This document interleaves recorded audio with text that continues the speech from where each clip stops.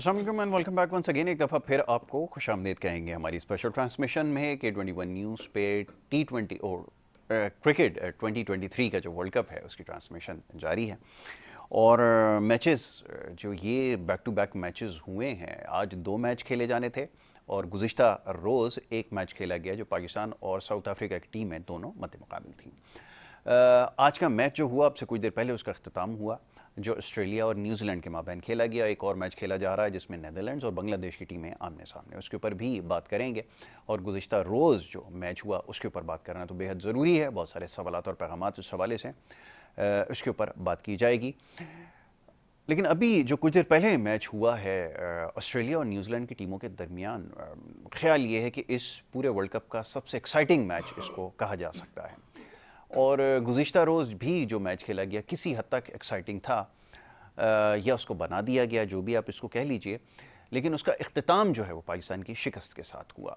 तो बहरहाल इस मामले और मौजू पर बात की जाएगी। अब तो बहुत सारे सवालात इसके ऊपर खड़े हो गए हैं और इससे पहले भी ये बात होती आई है कि जो हमारी खामियां हैं, जो हमारी कोताहियां हैं, जिन चीज़ों को हम नज़रअंदाज करते आए हैं, उसकी वजह से हम इस अहम टूर्नामेंट में अब तकरीबन बाहर हो चुके हैं सेमीफाइनल की दौड़ से।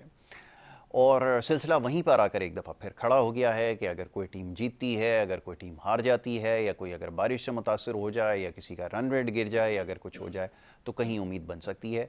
अगर ना, हमने अपनी तरफ से पूरी कोशिश की है कि हम इस टूर्नामेंट के अंदर आगे ना जाएं। इसी हवाले से बात होगी प्रोग्राम में।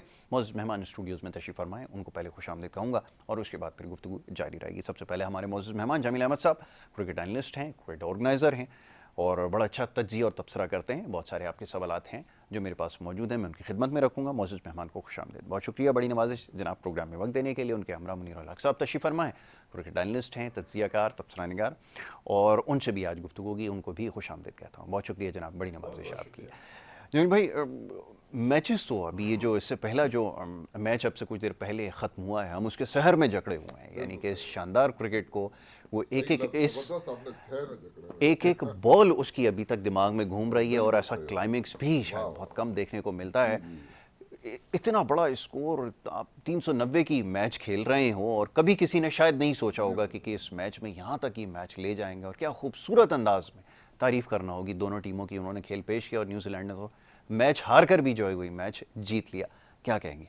मैच कम से कम ये है कि ये हम जरूर कह सकते हैं कि लोगों के दिल जीत लिए। जी वैसे तो वो टीम है ही बहुत, जो इस टूर्नामेंट में जिस जी अंदाज में खेली है। देखिए, मेरी जाती राय के अंदर इससे अच्छा कोई मैच हो नहीं सकता है जो आखिरी गेंद तक जिसका ना पता हो कि कौन सी टीम कौन सी जीतेगी। टीम जीतेगी? ये इससे ज्यादा मतलब बेहतर मैच कोई, यानी आखिरी गेंद तक ना पता हो कि कौन सी टीम जीतेगी। बिल्कुल तो ठीक इससे है ये मतलब इस मैच की खुसूसियत तो देखें, जो आज जो मैच हुआ है ना, जी। वो एक दिन के अंदर अगर 800 रन जो है ना वाह। लोगों को तकरीबन देखने को मिल रहे हैं कि 800 रन अगर जो शायकीन आए हुए जी, हैं और जो टीवी पर करोड़ों अरबों लोग देख रहे हैं, देख रहे तो मतलब उन्होंने सही मायनों में जो है ना क्रिकेट को एंजॉय हैं, किया एंजॉय है। किया है। मतलब ये कि नेल बाइटिंग फिनिश हुआ है और ऐसी क्रिकेट देखने को मिली है दोनों तरफ से। जी देखिए, अब मैं तो कहता हूं कि इतना करीब जाके हारी हो तो मुझे तो उसका अफसोस है न्यूजीलैंड के हारने का, क्योंकि इतने करीब जो जिस अंदाज में वो मैच को लेके गए ना, पहले उसके अंदर जब इतने रन बन गए ना, तो लग नहीं रहा था कि न्यूजीलैंड इससे करीब पहुंचेगा। जी मुझे लगता ये है कि 48वें ओवर के अंदर 27 रन जो ना जिमी नेशम के ओवर में बने हैं। जी और वो जो मुझे लगता है कि वो शायद जो है ना वो फर्क डाल गए हैं वो बिल्कुल सही है। इस मैच में। जाहिर है कि हारे तो कम रन से, लेकिन उसके बाद के 2 ओवर में सिर्फ 1 रन बना जी और पूरी टीम उनकी आउट हो गई। लेकिन जो 175 रन की पार्टनरशिप जो ट्रेविस हेड जो कि नहीं खेल रहे थे, आज पहला मैच खेल रहे हैं जी वर्ल्ड कप का, वो हालांकि पाकिस्तान के मैच से एक दिन पहले आ गए थे लेकिन उनको खिलाया नहीं। लेकिन आज उनको खिलाया तो उन्होंने बता दिया कि वो कितने अहम खिलाड़ी हैं। जी मतलब ऐसी जबरदस्त उन्होंने बैटिंग की है, 175 रन की पार्टनरशिप की है वार्नर के साथ, 100 रन इन्होंने, 109 रन, फिर 81 रन। वार्नर तो है ही, पता है आपको किस तरह की फॉर्म में। एक्सक्लूसिव फॉर्म में। बाकी जो थोड़े थोड़े उनके जो जितने भी प्लेयर थे ना, मतलब उन्होंने अपना हिस्सा जो है ना वो डाला और एक ऐसा टोटल बोर्ड के ऊपर 389 388 जो है वो, मतलब लग रहा था कि ये बहुत बड़ा टोटल है और कोई जाएगा भी तो 200 320 30 तक जो है ना, मतलब जाके वो। लेकिन इतना जबरदस्त मैच होगा मतलब किसी को मतलब इस चीज की मतलब देखिए बॉलरों को तो हम दोनों तरफ से बॉलर पिटे हैं, बॉलरों की तो हम क्या बात करें।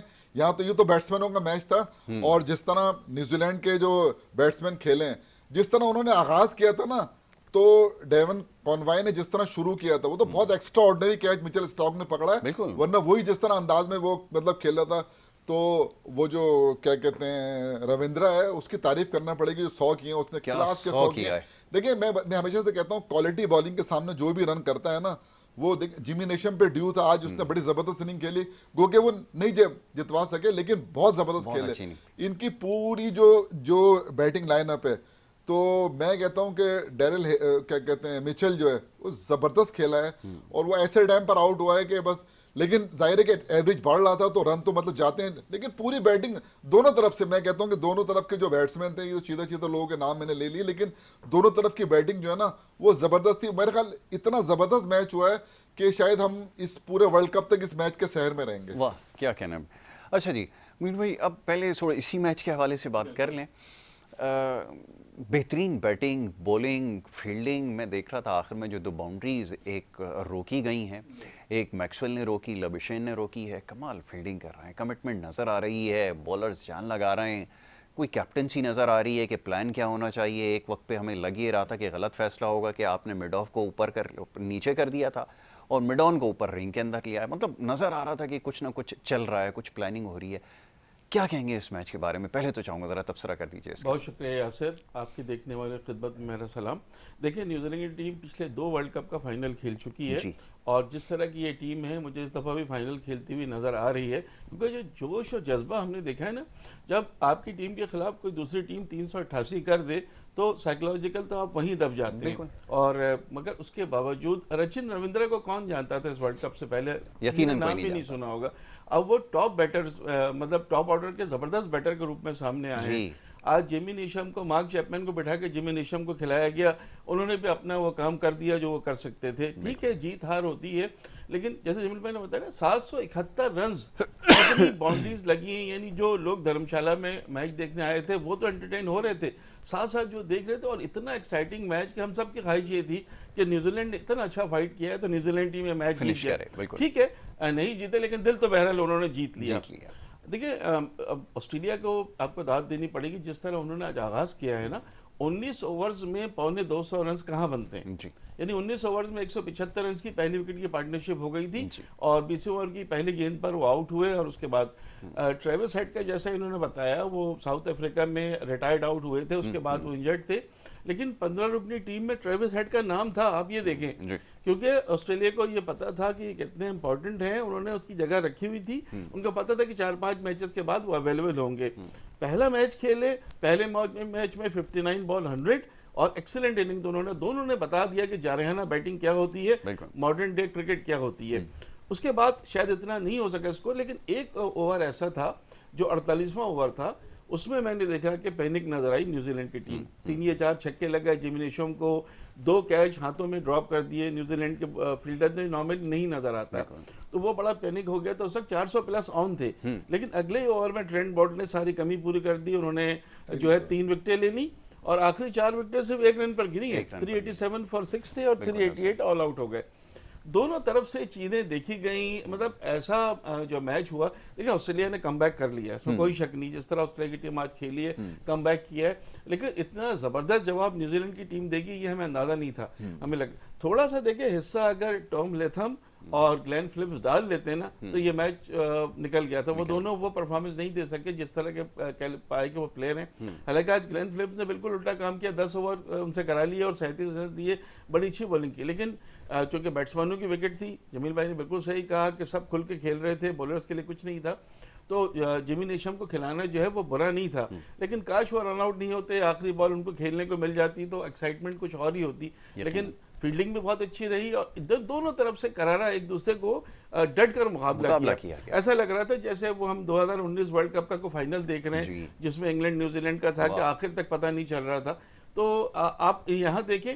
अच्छा, अब इस मैच के बाद हमें पता चल जाना चाहिए कि यार हम बांग्लादेश, श्रीलंका कहाँ खड़े, क्या हम मॉडर्न डे क्रिकेट खेल रहे हैं। इवन अफगानिस्तान भी हमसे बेहतर नजर आ रही, जिस तरह जज्बा उनके खिलाड़ियों का नजर आ रहा है, जिस तरह वो आगे बढ़ने का शौक है उनको। राशिद खान कहते हैं मेरी ज़िंदगी की सबसे बड़ी कामयाबी, वो जो खुशी है ना, वो ये है कि कभी अफगानिस्तान की टीम वर्ल्ड कप जीते। आज 5 साल, 4 साल बाद, 8 साल बाद, 12 साल बाद उन्होंने एक ख्वाहिश का इजहार किया है। लेकिन 2 मैचेस बड़ी टीमों से जीत लेना अफगानिस्तान का भी, तो उसका मतलब है कि वो मॉडर्न क्रिकेट को सामने रखे हुए हैं, वो देख रहे हैं कि मॉडर्न क्रिकेट कैसी होती है जी। तो आज के मैच में तो बिल्कुल सही है, मुद्दा तो याद रखा जाएगा ये मैच, और दोनों टीमों की तारीफ करनी पड़ेगी। लेकिन अगर न्यूजीलैंड जीत जाती तो क्या बात थी। बिल्कुल ठीक है। अब मैं चाहूँगा कि इससे थोड़ा सा आप पीछे की तरफ आ जाइए और गुज़िश्ता रात जो मैच मुकम्मल हुआ, मैच से पहले भी हमारी गुफ्तगू हुई, और अब मैच का इख्तिताम जो हुआ वो बड़ा अजीब रहा। शायकीन क्रिकेट को एक उम्मीद पैदा हो चली थी कि शायद पाकिस्तानी टीम ये मैच जीत के कोई ना कोई अपना रास्ता हमवार कर लेगी या आगे की तरफ पेशकदमी करेगी, लेकिन बिल्कुल वैसा ही हुआ जिसके बारे में कहा जा रहा था। एक मौका और आपको मिला था, लेकिन एक दफ़ा फिर आप चूक गए, और ये जो चूकने का जो आपने एक लेबल साउथ अफ्रीका के ऊपर लगाया हुआ था वो शायद इस दफ़ा नहीं चूके और उन्होंने कामयाबी हासिल की। चाहूँगा ज़रा इस पर गुफ्तगू कीजिए। जी देखिए, कल के मैचों के बाद, कल जो मैच हुआ है उसके बाद तो जो शायकीन क्रिकेट है ख़ासतौर पर पाकिस्तानी, वो बड़े मायूस थे, और मायूस होना भी चाहिए, इसलिए कि उनके चांसेस अब तकरीबन ख़त्म ही हो गए हैं इस उसके अंदर।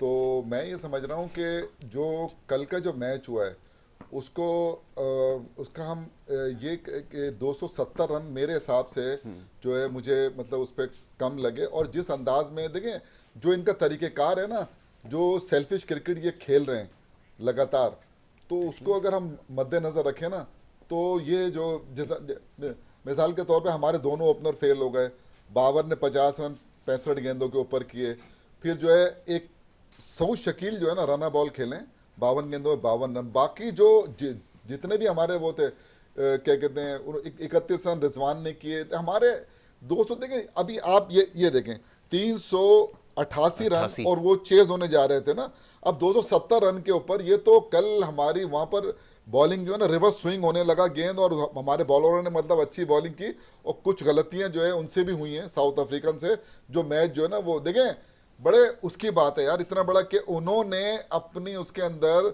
जो है मतलब उनका जो मेन बॉलर है रबादा को उन्होंने मतलब बिठाया, और मैं आपसे एक दिन पहले बोल कर गया हूँ प्रोग्राम के अंदर कि शमसी को मुझे लगता है कि ये लोग इन करेंगे, और वो मैन ऑफ द मैच बन गया। तो जी अच्छा जमील भाई, एक मुख्तसर सी ब्रेक यहाँ पर लेनी है, कता कलामी की माजरा चाहूँगा, एक मुख्तसर सी ब्रेक यहाँ पर ले रहे हैं और ब्रेक के बाद वापस आएंगे। आप देखते रहिए हमारा प्रोग्राम।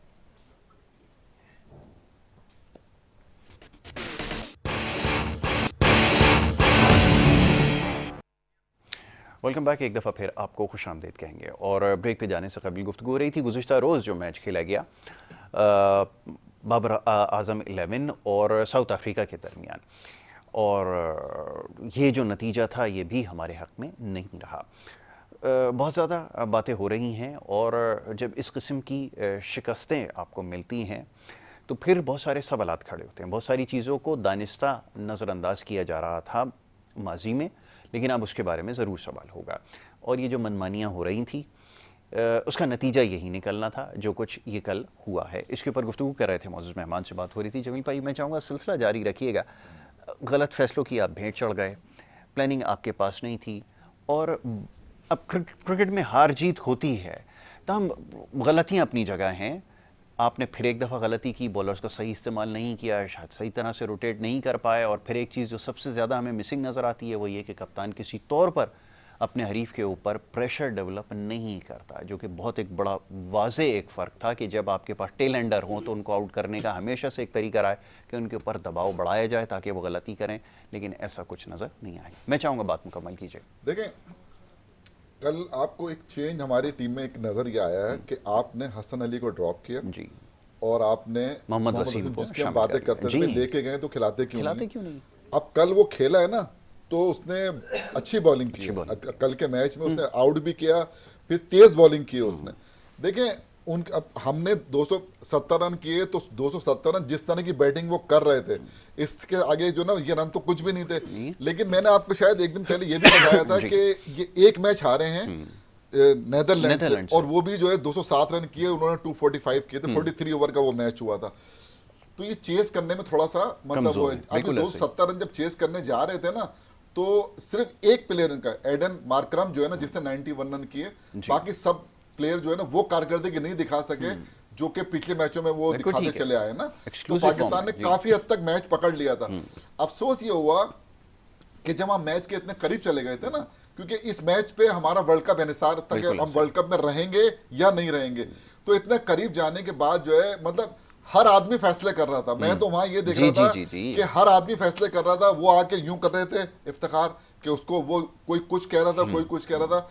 एक कप्तान है ना, उसको फैसला करने दो। बिल्कुल ठीक एक बात, दूसरी बात ये है कि देखिए तमाम चीजों के बावजूद जो है ना आखिर के अंदर जाकर जब आपको अब आखिरी ओवर कराना था और 5 रन चाहिए थे ना, तो आपको जो है ना देखिए आपके पास जो है ना नवाज था ऑप्शन, आपके क्योंकि बॉलर के जो आपके फास्ट बॉलर के ओवर्स पूरे हो चुके थे, आपके पास ऑप्शन था एक नवाज था और एक उसामा मीर था। जी। देखिए राइट आर्म लेग स्पिनर जो है ना मुश्किल बॉलर होता है।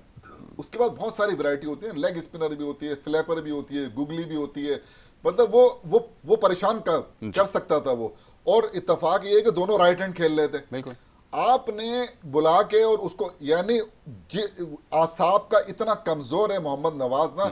इससे पहले भी आपने देखा होगा जिम्बाब्वे के खिलाफ एक T20 के जी, मैच जी, में मार के बिल्कुल। मिड ऑफ पे कैच दे के, और वो तो जहां पर इस तरह की सिचुएशन हो ना जिसको पता ही नहीं, उसको वहां से बुलाया दूर से कि आए। अब वो जहनी तो अब बात ये है कि जब आप प्रोफेशनल प्लेयर हो ना यार, जिस गेंद पे उसको चौका लगा है ना, मैं और आप भी मेरे ख्याल इतनी खराब गेंद नहीं नहीं करेंगे। कर उसने कहाँ गेंद फेंकी है और लेग स्टंप के बाहर मतलब मौका दिया है मतलब मारने का। रन्स करें। फील्डर आपने लिए में ऑफ स्टंप के ऊपर। जी। तो वो एक ऐसी मतलब गलतियां तो हुई हैं मैच के अंदर, लेकिन वो एक ऐसी गलती थी कि जो यहाँ पे लगी हुई है बिल्कुल कि ऐसे ही। अगर आप उस आखिरी ओवर के अंदर उसामा मीर से बॉल कराते तो शायद चांस बनता, क्योंकि उसामा मीर जो है ना वो गुगली बहुत अच्छी करता है और पढ़ के उसका बॉल ग्रिप भी कर ग्रिप रहा भी था, कर कल रहा नजर था। आ रहा तो था। वो जो है ना, अब आपने उसको उसका वो तो जहनी तौर पर ही मुझे लग रहा है मफलूज हुआ है नवाज। में हकीकत बात जी, बता रहा हूँ। जी।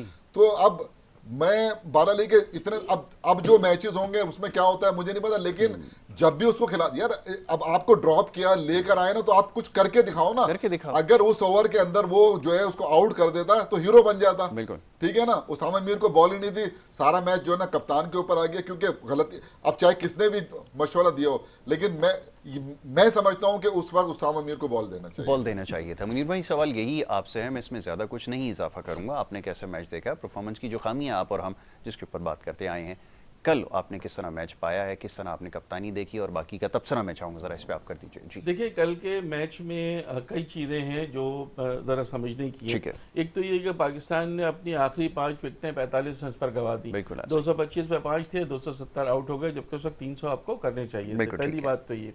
दूसरी बात ये कि जो आपका प्लेयर सेट हो रहा है आउट हो रहा है। बाबर आजम का स्ट्राइक रेट कम था 65 गेंदों पर 50, लेकिन उसके बाद उनको प्रोलॉन्ग करनी चाहिए थी, इनिंग्स नहीं की। सऊद शकील 50 हुई, आउट हो गई। शादाब जो आउट हो गए, फिर शादाब जैसे ही लगा कि वो आउट हो गए। उससे पहले रिजवान तेज खेल रहे थे, वो आउट हो गए। को इफ्तिखार ने 1-2 छक्के लगाए, वो आउट। कोई खिलाड़ी अपनी इनिंग्स को प्रोलॉन्ग नहीं कर सका। वक्फे वक्फे से आप आउट होते रहे। एक भी खिलाड़ी अगर चल जाता, थोड़ा सा खेल जाता, स्पेशली कल बाबर आजम का वक्त था। बाबर आजम को पूरे 50 ओवर्स तक या एटलीस्ट 40-45 ओवर तक क्रीज पर रहते तो दूसरों को वो मिलता। लेकिन उसके बावजूद आपके बॉलर्स ने बाद में बिल्कुल सही कहा, जमील भाई ने, जो रिवर्स स्विंग मिली, उसका बड़ा अच्छा वर्ल्ड कप डेब्यू हुआ वसीम जूनियर का। और जिस तरह से नवे खिलाड़ी का कॉट एंड बोल्ड किया हारिस रऊफ ने, रिमार्केबल, उसमें कोई शक नहीं है। अगर आप कल वो मैच जीत जाते, ये बिल्कुल सही है कि जब अच्छी गेंदें कर रहे थे तो नवाज का जो है वो मेंटली इतने शायद स्ट्रांग नहीं है। बासित अली भी कल एक टेलीविजन चैनल पर यही कह रहे थे कि उसामा मीर को ओवर देना चाहिए था। अगर उसामा मीर को देते तो हो सकता है कि कुछ डिफिकल्ट हो जाती पाकिस्तान के लिए। देखिए ये मैच कितना इंपॉर्टेंट था पाकिस्तान के लिए कि अगर आपको 2 इस वक्त पॉइंट्स मिल जाते ना, तो इस वक्त पॉइंट्स टेबल को हम बिल्कुल डिफरेंट अंदाज से देख रहे होते और पाकिस्तान के फिर चांसेस बढ़ते। लेकिन वो 2 पॉइंट ना मिलने से एक तो ये होगा वर्ल्ड कप में लगातार चौथी शिकस्त। मुझे याद नहीं है पाकिस्तान को लगातार कभी वर्ल्ड कप में 4 मैचों में शिकस्त हुई है।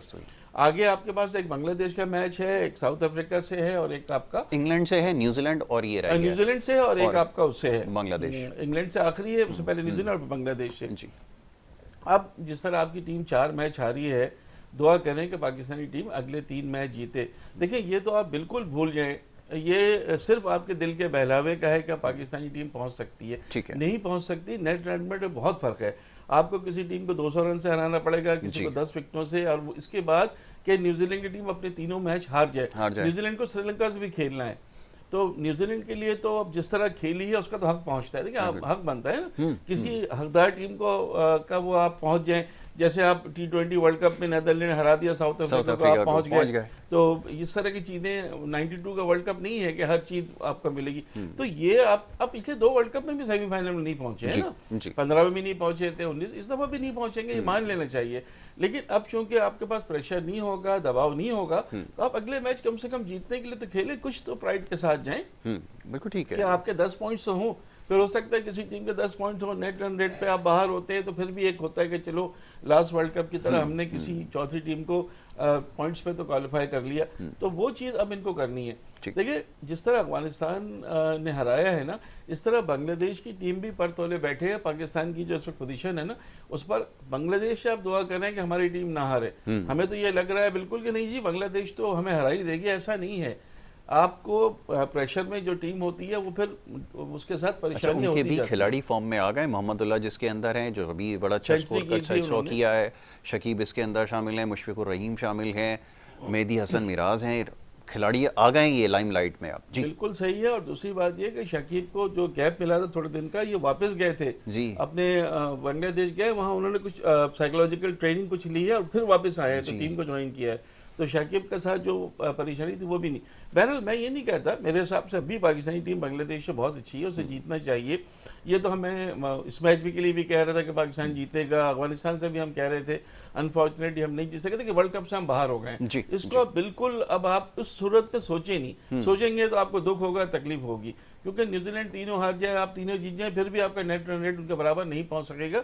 और जिस तरह न्यूजीलैंड ने खेल के दिखाया है, मेरा ख्याल है उसका हक है। तो इस वक्त बिल्कुल क्लियर नजर आ रहा है कि जो 4 टीमें इस वक्त आपको टॉप पे नजर आ रही है, टॉप 4, यही सेमीफाइनल लाइनअप बनती नजर आ रही है। अब कौन सी टीम तीसरे नंबर पे होगी, कौन सी चौथे नंबर पे, ये आपको आखिर में पता चलेगा। लेकिन इंग्लैंड के जिस तरह परफॉर्मेंस है, मुझे नहीं लगता कि इंग्लैंड की टीम भी बनेगी, कोई नया चैंपियन ही सामने आएगा। नया चैंपियन सामने आएगा, ये मुमकिन है। और अब मुमकिनात में कर लो थोड़े से, जरूर कीजिए। देखिए मैं बताऊं एक चीज, अभी जो इस वक्त सूरत हाल है ना, पॉइंट टेबल की जो सूरत हाल है, पॉइंट टेबल के ऊपर जो है ना, आप ये समझ लें इंडिया ने तो 5 मैच खेले हैं, 5 जीत गए। वो अभी 4 मैच वो तो समझो पहुंच ही गए ना सेमीफाइनल में। अब साउथ अफ्रीका भी जो है तकरीबन पहुंच ही गया है, समझे ना, क्योंकि जाहिर है कि उसके भी 6 मैचों के 10 पॉइंट हैं। क्योंकि पाकिस्तान अब सिर्फ जो ऑस्ट्रेलिया के 6 मैचों के अंदर 8 पॉइंट हैं, न्यूजीलैंड के भी 6 मैच में 8 पॉइंट हैं। अब पाकिस्तान जो है ना उसके 4 पॉइंट हैं। तो पाकिस्तान का, अगर पाकिस्तान तीनों मैच जीते, ऑस्ट्रेलिया या न्यूजीलैंड में से दोनों में से कोई एक टीम तीनों मैच हारे, तो वो तो 8 पॉइंट पर रहेंगे। तो पाकिस्तान बांग्लादेश और अफगानिस्तान से अभी ऑस्ट्रेलिया के मैचेस बाकी हैं। ऑस्ट्रेलिया के दोनों मैच आसान है। तो उसके देखिए ऑस्ट्रेलिया ने पहुंच जाना है, न्यूजीलैंड ने पहुंच जाना है। ये हम सिर्फ मैं एक वो कह रहा हूँ, दिल को बहला। लेकिन जो नजर आ रहा है ना, जो कारकर्दगी नजर आ रही है, क्योंकि अभी न्यूजीलैंड ने एक मैच श्रीलंका से भी खेलना है, तो इनके लिए मतलब ये है कि हमारे लिए सारे मैच मुश्किल है। आपको एक मैच न्यूजीलैंड से भी खेलना है जी, अभी तो कोई आसान मैच है आपके। तो ये सारी खिचड़ी पकनी है ना। लेकिन मैं ये समझता हूं कि अगर इनके 10 पॉइंट हो भी जाएं, ये दोनों टीमें, मैं बता रहा हूं, ऑस्ट्रेलिया और ये न्यूजीलैंड, अगर एक एक मैच भी जीते और पाकिस्तान तीनों मैच जीत जाए तो भी नहीं पहुंच पाएगा। इसलिए कि उनका रन रेट आपका माइनस के अंदर है, वो प्लस के अंदर जा रहे हैं, बहुत फर्क है। तो जहनी तौर पर ये पूरी कौम को ये बात समझ लेनी चाहिए कि अब हम टूर्नामेंट से बाहर हो गए। ये जो है ना, और जो अच्छी क्रिकेट खेल रहे हैं, इन्हीं का हक बनता है। तो ये जो 4 टीमें हैं ना, इंडिया, साउथ अफ्रीका, न्यूजीलैंड और ऑस्ट्रेलिया, इन्होंने जो क्रिकेट खेली है ना, इनका हक बनता है। और यही 4 टीमें नजर आ रही हैं, और इसका फैसला 2-3 रोज के अंदर, ज्यादा 4 रोज के अंदर जो है ना। एक चीज मैं और कहूं कि शायद न्यूजीलैंड और साउथ अफ्रीका का इतना ज्यादा इंडियन विकेटों की वजह से नहीं किया जाता कि साउथ अफ्रीका ने जो इम्पैक्ट डाला है और न्यूजीलैंड टीम जिस तरह खेलती चली आ रही है, हक इन दोनों टीमों का इस दफा सेमीफाइनल खेलने का बिल्कुल बनता है। सेमीफाइनल उनका। अच्छा, अब ये बताइए कि अब जो सोशल मीडिया के ऊपर जो कुछ हो रहा है, देखिए बात करना अब ज़रूरी है। मैंने जैसे इब्तदाइया में इसका तस्करा किया कि आपने गलतियों को दानिस्ता नज़रअंदाज किया और वो चीज़ अब आपके सामने खड़ी हो गई। हम इस बात की निशानदही करते आए शुरू से। आप तनकीद को नहीं पॉजिटिव लेते, ये एक अलग बात है, लेकिन इसका मकसद यही था कि आप समझ जाएं, ये दिन आपको ना देखना पड़े। अब सूरत हाल ये है कि जनाब अब तमाम चीज़ें एक्सपोज हो रही हैं। चीफ सेलेक्टर का जो किरदार है वो क्यों इतना मशकूक है, उनका वहाँ पर होना, नेट्स के ऊपर खड़े होना, चेयरमैन का टीम को जाके सपोर्ट करना, उसके बाद ख़बरें आती गई, इतलात आती गई टीम के इख्तलाफात की, बाबर के ऊपर कोई वो नहीं है, फिर वो अपनी मनमानियाँ जो करते रहे। अब तो यहाँ तक वो हो चुका है कि उस एजेंट का भी नाम आ गया जो इनके बिहाफ पे काम करता है, और किसका, चीफ सेलेक्टर के साथ मुझे कहने दीजिए कि गठजोड़ है और जिनके साथ ही ये सब कुछ पैसे की लेन देन का मामला हो रहा है। ये ज़रा बताइए कैसे लोगों को आप खामोश कराएंगे। और चीज़ ऐड कर दूं इसमें कि राशिद लतीफ़ साहब ने कल इंकशाफ किया है कि बाबर आजम को फ़ोन नहीं उठा रहे हैं चेयरमैन ज़का अशरफ जी, उठा नहीं रहे हैं। वो बहुत कोशिश कर रहे हैं उनसे बात करने की, बात नहीं कर रहे हैं। इसके बरखिलाफ उन्होंने सरफराज अहमद को मुबारकबाद भी दी फाइनल के दिन, और कल उनसे मिला के मिले भी हैं, और शाहनवाज धानी भी उनके साथ थे। और ये जो एजेंट की बात है, ये सारी चीज़ें अभी खुलेंगी, और फिर 3-4 आपके खिलाड़ी, इनका एहतसाब होना चाहिए, चाहे वो इमामुल हक हो, मोहम्मद नवाज हो, हसन अली हो या शादाब हो, कि वह इतनी एवरेज, बिलो एवरेज परफॉर्मेंस क्यों आ रही थी। और हर मैच में आपने खेलना भी है, आपके पास कोई ऐसा रिप्लेसमेंट भी आपने जानबूझ के ट्रैवलिंग रिजर्व में रखा था कि आपको वो मौका ही ना मिले उनकी जगह खेलने का। तो ये सारी चीज़ें बहुत ज़्यादा ज़रूरी हैं। और जो चीफ सेलेक्टर हैं, देखिए दूध का धुला तो कोई भी नहीं है जी, मैं कोई बात ज़्यादा नहीं करनी चाहता, लेकिन कई ऐसे मेन 8 खिलाड़ी हैं जिनका सुना है एजेंट एक ही है। अब वो क्यों एक है, वो फिर प्रेशराइज करते हैं कि ये चीज़ होनी चाहिए, ये हो वो हो। बाबर आजम की एज ए कैप्टनसी नज़र आ गई है कि वो कैपेबिलिटी नहीं है, प्रेशर में वो उस तरह से नहीं कर पाते जो एक, हाँ कैप्टनसी में तो फ्लॉ है उनके। अब क्या होता है, अगर आप सोचें कि अब अगली सीरीज आपकी ऑस्ट्रेलिया जाके खेलना है, आपको 3 टेस्ट की सीरीज, ऑस्ट्रेलिया में तो आप कभी भी नहीं जीते ना, सीरीज नहीं जीते। इमरान खान गए, वसीम अकरम गए, कैप्टन बन गए, लेकिन हमेशा सीरीज आप कभी नहीं नाकामी मिली। अब अगर यहाँ पर ये होता है कि सरफराज को बुलाया गया है, अगर सरफराज को टेस्ट के कैप्टन बना देते हैं और बाबर आजम और रिजवान हम कहते हैं जी हम रेस्ट करेंगे, जो चीजें हमारे यहाँ चलती हैं, तो फिर ऑस्ट्रेलिया के दौरे में क्या होगा, वहां अगर आप तीनों टेस्ट हार गए तो फिर सरफराज की कप्तानी। तो बहुत सारी चीजें इस वक्त देखना है कि होता क्या है। आपको प्लेयर्स को भी लगाम देनी होगी, आपको अपनी इंजरी से जो लोग हैं उनको फिटनेस देखना पड़ेगा, आपको कायद-ए-आज़म ट्रॉफी के प्लेयर्स को सेलेक्ट करना पड़ेगा। साहिबजादा फरहान ने 800 के करीब रन्स किए हैं, सरफराज अहमद ने 700 के करीब रन्स किए हैं, साइम अयूब की बड़ी अच्छी परफॉर्मेंस रही है, हुरैरा की अच्छी रही, हुरैरा को तो खिलाई नहीं, तैयब ताहिर है, हुरैरा है, इन सबको आपको लेके आना होगा। मीर हमजा है, उमैर बिन यूसुफ तो एक अरसे से, तो कराची का बच्चा एक अरसे से परफॉर्मेंस दे रहे हैं, लेकिन नहीं, आपको इनको भी आपको देखना पड़ेगा। और उससे हट के कि रवायती जो चीजें हैं, मोहम्मद हारिस का कोई काम मुझे नजर नहीं आता। T20 होता तो शायद मैं समझता, हसीबुल्लाह खान बेचारा परफॉर्मेंस दे दे के थक गया, आपने उसको खिलाने की बात नहीं करते। तो देखिए अब एक तो आपका एहतसाब तो होगा, इसलिए कि यार ये विकेटें बाहर की, अपना कंडीशन को आप यहाँ वो कर सकते हैं ना, विकेटों को आप कुछ कह सकते हैं जी। और नसीम शाह को आपको पहले से पता था कि नहीं है, तो आपको नसीम शाह नहीं है तो आप खुद देखेंगे किस तरह। आप अपनी मर्जी से हसन अली को लेके आए थे ना, यहाँ तो किसी ने नहीं था। आप अपनी मर्जी से वहीम अशरफ को लेके आए थे एशिया कप में, यहाँ तो किसी ने बहमो गुमान में भी नहीं था कि इनकी वापसी हो जाएगी। तो कुछ खिलाड़ियों का, कप्तान का अब बहुत ही मतलब ऐसा क्रूशल वक्त है कि अगर इस वक्त आपने कोई स्टेप नहीं लिया ना, तो फिर आगे पाकिस्तान के क्रिकेट में बहुत मसाइल जन्म ले सकते हैं। बिल्कुल ऐसा ही है, और माली बेज़ाब्तगियाँ भी सामने आना शुरू हो गई हैं, और निशानदेही पहले की जा चुकी थी कि ये जो टायर बनाने की कंपनी और फलाना कंपनियों से जिससे भी पैसे पकड़े जा रहे थे, इनके पीछे कौन लोग थे और क्या अवामिल थे, किस किस तरह बनाए जा रहे थे, कमीशन एजेंट कौन थे, अब सारी चीज़ें होंगी, खुलेंगी। और अब इसके अंदर बाकायदा FIA को मुदाखलत करनी पड़ेगी, क्योंकि ये मामलात में कहने के लिए बहुत कुछ है, लेकिन बड़े मोहतात अंदाज में ये बताता चलूँ कि बहुत सारे मामलात में ख़राबी है, और इसकी जो जिम्मेदारी है वो बराह रास्त चीफ सेलेक्टर पे और उनकी जो टीम है, मैं बड़े खुलकर बता रहा हूँ, ये उनकी टीम है, ये उनके खिलाफ होनी चाहिए। चीफ सेलेक्टर जो है वो मिसबाहुल हक की मर्जी से बने, कि मिसबाहुल हक को ये लाए थे कि आप देखें, तो उन्होंने पहले चीफ सेलेक्टर बनाया नेशनल टीम का, उसके जूनियर टीम का भी चीफ सेलेक्टर बना दिया, और वो अपने हिसाब से उसमें मेंबर्स भी उन्होंने लाए। अब कल मैं एक तस्वीर दे रखा था कि जूनियर सिलेक्शन कमेटी के मेंबरान जो है वो मैच देख रहे हैं अंडर 19 का, और वो ये तस्वीरें भी हमारे खिलाड़ियों के नाम भी नहीं पता। जबकि पहला वनडे इंटरनेशनल जो श्रीलंका अंडर 19 और पाकिस्तान का हुआ था नेशनल स्टेडियम, उसमें कोई नहीं पहुंचा था ही कोई नहीं। ये तो जब मीडिया ने हाईलाइट किया है ना, तो ये चीजें सामने आई हैं। तो ये जो लोग हैं ये वाकई कैपेबल हैं कि नहीं, है जमील भाई ऐड करेंगे, ये लोकल डोमेस्टिक क्रिकेट में तो माहिर है। देखिए मैं बताऊं आपको, एक जुमला मैं सिर्फ ऐड करना चाह रहा हूँ। वो जो देखें इंजमामुल हक जब चीफ सिलेक्टर बने थे ना, तो एक शायद आपको जहन नज़र से गुजरी नहीं गुजरी, एक ऐसी खबर गुजरी थी जिसमें वो ये चाहते थे कि जितने भी पाकिस्तान के खिलाड़ी लीग खेलने जाते हैं वो उनका जो है परमिशन का हक जो उनको दिया जाए।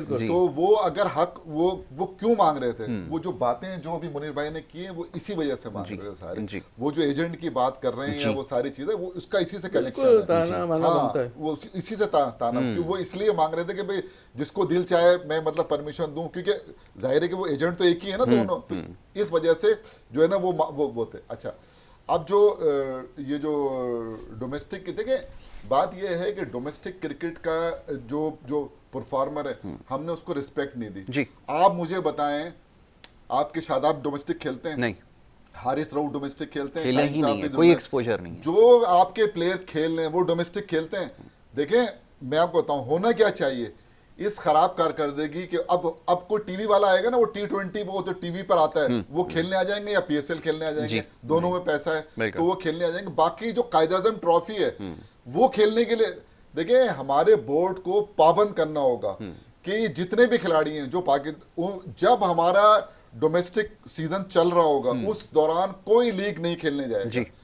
आपने देखा है हर जगह यही होता है। इंडियन आपने देखा है कि सवाल ही नहीं पैदा होता। इसके ऊपर जब तक आप ये नहीं करेंगे और आप अपनी जो एनर्जी है वो वहां पर जाया करके आते हैं जब आपको एक चीज का सॉरी कता कलामी की माजरत चाहूंगा, इजाफा कर दूं, धर्मशाला ये जिस जगह भी आपने न्यूजीलैंड और ऑस्ट्रेलिया का मैच देखा है ना, ये एक पहाड़ी इलाका है जहां पर ये मैदान है। जब खिलाड़ी उनके वहाँ गए तो उनके जो बोर्ड है उसने एडवाइजरी जारी कर दी है कि कोई भी ये पहाड़ों से छलांग लगाना, कोई भी ये जो ऑफ द फील्ड एक्टिविटी है कोई फ़न के लिए जो की जाती है, इसको सख्ती से ममानियत है कि वो नहीं उसको कंटिन्यू कर सकता। ये बोर्ड होते हैं जी। हाँ देखिए ना, अब पाकिस्तान क्रिकेट बोर्ड अगर कोई हिदायत जारी करेगा तो ये खिलाड़ी उस पर अमल नहीं करेंगे क्या? आप पाबंद कर दें ना भाई। मिसाल के तौर पर आपका अभी आप पूरे साल का कैलेंडर जो ना वो बनाते हैं ना कि जो ना इस डेट से इस डेट तक कायद-ए-आज़म ट्रॉफी है, फिर पाकिस्तान कप है, फिर T20 है, फिर PSL जो भी है ना पूरा बनता है ना। जमील भाई इसमें मिलकर ये कहते थे हम कतर कलामी के सेंट्रल कॉन्ट्रैक्ट उन्हीं प्लेयर को दिया जाएगा जो डोमेस्टिक टूर्नामेंट पूरा खेलेंगे। बहुत जबरदस्त ये और दूसरा ये कि एक या दो अदर देन PSL आपको एक या दो खेल सकते हैं, दो की IPL वालों को कोई परमिशन नहीं है। हालांकि अभी एक लीग हुई है जहाँ पे इंडियन फ्रेंचाइज ओनर्स ने वो लिखी, उसके बावजूद बड़ी कोशिश की उन्होंने लेकिन नहीं मिला उनको। आज वो टेस्ट में नंबर 1, वनडे में number 1, T20 number 1, world cup में नंबर 1, तो उन्होंने जो है अपनी नर्सरी मजबूत की है। राहुल द्रविड़ जैसा ब्रेन है यार जो अपने मुल्क के लिए करते हैं। अच्छा, पहले ये कहा जाता था कि आप इंग्लैंड जाके खेलें तो आपको कंडीशंस का पता चलेगा। मेरे ख्याल में अब उनसे ज्यादा कंडीशंस को कोई नहीं जानता होगा, वो वहां जाके भी परफॉर्म कर रहे हैं और दुनिया की हर उसमें कर रहे हैं। तो ये बात तो तय हो गई है कि ये कोई शर्त नहीं है। नहीं देखा है ना कि किसी मुल्क में वर्ल्ड कप हो रहा है और वो तीनों फॉर्मेट में नंबर 1 हो, और वर्ल्ड कप में भी कोई झोल नजर नहीं आ रहा from the opening till 11th player, हर कोई अपनी जगह फिट नजर आ रहा है। तो ये तो कोई मुकाबला ही नहीं। जब तक आप जो है ना इस चीज पर अमल दरामद नहीं करेंगे, सिर्फ 2 लीग की परमिशन होना चाहिए और वो भी अपना शेड्यूल देखकर। और सब लड़कों को नहीं होना चाहिए उसकी परमिशन भी, वो चंद लड़कों को होना चाहिए। मिसाल के तौर पर आजम खान को आप वो नहीं कर रहे हैं ना, चले वो जा रहा है तो ठीक है। साइम अयूब की जरूरत है पाकिस्तान को, लेकिन आप जो है जैसे क्रिकेट यहाँ हो रही है मॉडर्न डे, अगर यहाँ साइम अयूब की आपको जरूरत नजर नहीं आ रही क्या?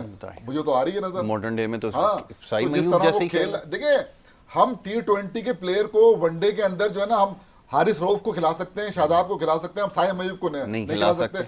ये सब सवालात है, सोचने की जरूरत है कि हमें अब डोमेस्टिक क्रिकेट चल रही है ना, खत्म हो गई। कायद-ए-आज़म ट्रॉफी कराची ने जीत ली, ठीक है ना। अच्छा, सरफराज इनकी पूरी टीम जो भी खेले, अब कायद-ए-आज़म ट्रॉफी जीतने के बाद अब जो लड़के आए हैं निकल कर उभर कर आए हैं ना, पूरे 8 टीमें खेली थी इसके अंदर ना, 8 रीजन खेले थे। अब उन लड़कों की कारकर्दगी की बुनियाद पे आया कि जब आप ऑस्ट्रेलिया जा रहे हैं उसमें जगह बनती है या नहीं बनती। एक बात और जो अभी भाईजान कर रहे थे ना कि सरफराज के एज ए कैप्टन जो है ना, मतलब उनको बुलाया और ये देखिए हम करते क्या है, हम करते ये हैं मिसाल के तौर पर T20 के प्लेयर को टेस्ट खिला देते हैं, वनडे के प्लेयर को T20 खिला देते हैं, और इसकी वजह से हमारी टीमें जो है ना वो बन नहीं रही और खड़ी नहीं हो पा रही। आखिरी के दोनों टेस्ट जो है बाबर आजम की कप्तानी में पाकिस्तान जीता है श्रीलंका के अंदर, ठीक है ना। तो मेरी जाती राय के अंदर तो मुझे तो कोई जवाब नजर नहीं आता कि हाँ ये जो फॉर्मेट हो रहा है, वर्ल्ड कप जो हो रहा है, इसके अंदर इसकी कप्तानी जो है ना वो मुतासिर कुन नहीं है, समझे ना। यहां पर आप बाबर आजम को चेंज करें, T20 में आप वो करें चेंज, इसके अंदर आप अभी सरफराज को लेकर आए और ऑस्ट्रेलिया के जो यार एक बात बताएं, सरफराज के गले में घंटी क्यों बांधी जा रही है? एक मुश्किल टूर है उसका, एक मुश्किल टूर के अंदर आप जो है वो जाने देना, बाबर आजम जो है जो हाँ ना, देखिए ना, सरफराज को आपने बनाना है ना, इस टूर के बाद फिर आप फैसला करें कि जनाब हम आपको, लेकिन उसको बोलें कि हम 2 साल के लिए बना रहे हैं, 3 साल, ये जब तक उसकी क्रिकेट है ना उसको बना के आप जो ना, मैं कम से कम इसके ये जो मुश्किल जो टूर है, उस मुश्किल टूर के ऊपर अगर वहां फेल हो गया तो कहेंगे देखें जनाब ये तो वो देखें वो 2 टेस्ट जीता हुआ था। बिल्कुल, मैं देखें सरफराज वो प्लेयर हैं जिनको आपने 1.5 साल डगआउट पर बिठा दिया, अब अगर वो टीम के साथ रहे, वो सऊद शकीली कप्तानी में भी डोमेस्टिक खेलते हैं, अभी भी उन्होंने डोमेस्टिक खेली, उनके साथ कुछ भी हो, एक आपके जनरल मैनेजर गए और उनसे रिजाइन जबरदस्ती लेने की कोशिश की, नहीं दिया तो उनको निकाल दिया, वो फिर भी प्रेशर में टीम में आए, डगआउट में बैठे रहे लेकिन छोड़ा नहीं। देखिए सरफराज अहमद को जो लोग पसंद करते हैं ना, उसकी वजह ये है कि वो मिल्क के लिए खेलते हैं, वो उन चीजों में है ही नहीं, और वो डाउन टू अर्थ आदमी है, आप उसको कहीं भी खेलने का मौका मिलेगा। अभी सारी दुनिया वर्ल्ड कप खेल रही है, उनसे कहीं नॉन टैलेंटेड प्लेयर और वो डोमेस्टिक क्रिकेट में परफॉर्मेंस दे रहे हैं, ये दिखाने के लिए कि भाई वो क्रिकेट से मोहब्बत करता है। एक प्लेयर उस क्लास का जो है ना आपका कायज़म ट्रॉफी में नहीं खेल रहा। बिल्कुल ठीक है।